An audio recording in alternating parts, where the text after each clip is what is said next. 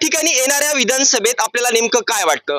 भाजपा जनता party सरकार चांगलं देऊ शकतं महाराष्ट्रामध्ये, किंवा काँग्रेस, किंवा आरक्षणाच्या मुद्द्यावरून जरांगे पाटलांचं सुद्धा ऐतिहासिक आंदोलन या ठिकाणी आहे, त्यामुळे काय वाटतं तुम्हाला नेमकं? इकडे फक्त जरांगे पाटील फॅक्टर चालणार आहे, दुसरा काही एक फॅक्टर चालणार नाही. इकडे मराठा आरक्षण झालं पाहिजे, एवढेच आमची इच्छा आहे.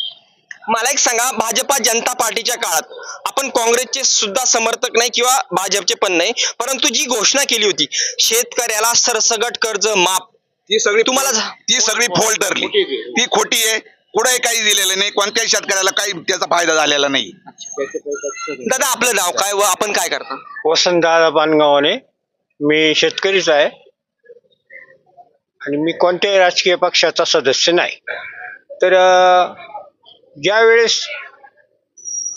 अटलजी वाजपेयी यांचे जे बीजेपी भाजप होतं, त्या भाजप